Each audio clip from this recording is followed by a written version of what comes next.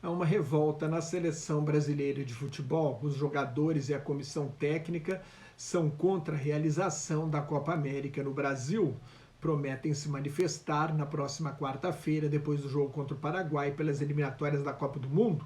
Os jogadores ficaram insatisfeitos por não terem sido ouvidos pela Confederação Brasileira de Futebol, a CBF, e pela maneira autoritária como o presidente da CBF, Rogério Caboclo, tratou do assunto. Caboclo foi acusado de assédio sexual e moral por uma funcionária da CBF, o que só agrava a crise. Está sob pressão para renunciar.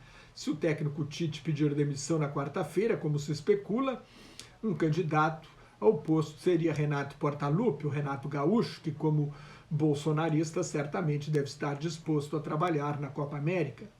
Mas é uma revolta sem precedentes na história da seleção brasileira. Maio terminou como o terceiro pior mês da pandemia no Brasil, com 59 mil mortes, menos do que as mais de 82 mil de abril e do que pouco menos de 63 mil de março. Durante a pandemia, ao depor na Comissão Parlamentar de Inquérito do Senado sobre a atuação do governo nacional no combate à Covid-19, a doutora Luana Araújo, que foi preterida para uma secretaria do Ministério da Saúde, demoliu os argumentos de quem ainda defende o uso da cloroquina.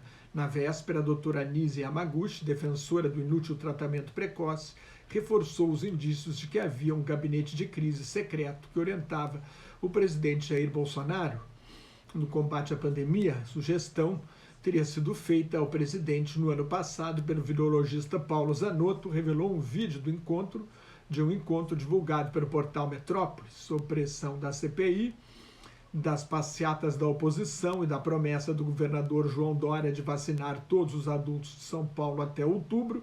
O presidente Jair Bolsonaro foi à televisão prometer vacina para todos os adultos que quiserem até o fim do ano.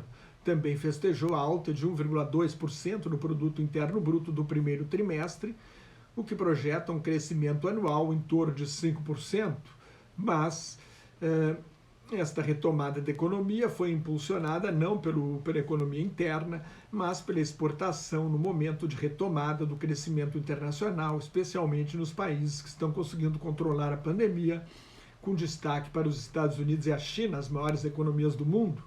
A Agência Nacional de Vigilância Sanitária, Anvisa, autorizou a importação das vacinas indiana Covaxin e da russa Sputnik V, mas recomendou acompanhamento e controle de qualidade dos lotes. Com o avanço da vacinação, os Estados Unidos registraram queda de 48% no contágio e de 30% nas mortes em 2 semanas. As médias diárias de mortes estão no menor nível desde março do ano passado, mas é cedo ainda para cantar vitória, adverte o Dr. Anthony Fauci, principal epidemiologista americano. Na Índia, o contágio e as mortes caíram durante a semana, depois de um pico de mais de 400 mil casos novos e de mais de 4 mil mortes por dia no mês de maio. Mas a Índia ainda é o centro da pandemia, o que no início do ano era os Estados Unidos, depois passou a ser o Brasil e em maio passou a ser a Índia.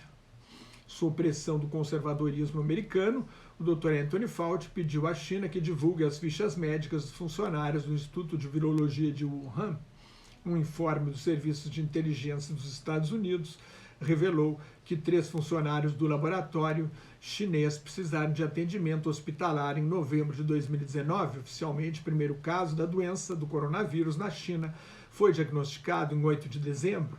A notícia, publicada originalmente no jornal The Wall Street Journal, reacendeu a discussão sobre a origem do coronavírus, se teria vindo de um animal silvestre, provavelmente um morcego, talvez passando por outro animal como hospedeiro antes de chegar à espécie humana, ou se poderia ter escapado do Instituto de Virologia de Wuhan por acidente. Se fosse uma arma biológica, a China não atacaria a sua própria população. O Instituto Nacional de Saúde, dirigido pelo Dr. Fauci, contribui para as pesquisas do Instituto de Virologia de Wuhan. A China rejeita qualquer investigação do laboratório. A investigação parece uma ideia legítima, mas é também uma jogada do governo Joe Biden para pressionar a China. Biden não aliviou nenhuma das medidas impostas por Trump. O Brasil ficou de fora da primeira distribuição de vacinas feitas pelos Estados Unidos. O presidente Biden anunciou a intenção de distribuir 80 bilhões de doses que serão usadas nos Estados Unidos nesta sexta-feira. Anunciou os planos para as primeiras 25 milhões, 19 milhões irão para o consórcio COVAX, coordenado pela Organização Mundial da Saúde. Desses 19 milhões de doses, 6 milhões virão para a América Latina através do COVAX. O resto irá para parceiros regionais e países prioritários para os Estados Unidos, como Canadá, México, Haiti, Iraque, Iêmen, Cisjordânia e a faixa de Gaza.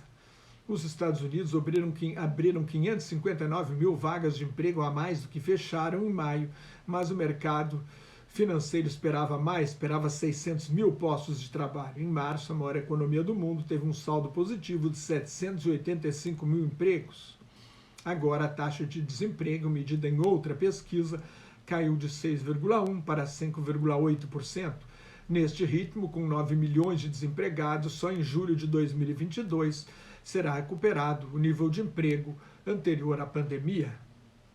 Se você gostou, assine meu canal no YouTube, mais notas e comentários sobre política internacional no meu blog, Globalização em Crise, onde estão os últimos números da pandemia, no meu Twitter e no Facebook, onde colaboro com o grupo Quarentena News. Cuide-se, fique em casa, se não tiver nada muito importante a fazer na rua, use máscara, mantenha a distância de pelo menos 2 metros de outras pessoas, se puder, quando tiver de sair à rua, higienize sempre as mãos, não perca a hora de tomar vacina e muito obrigado pela sua atenção.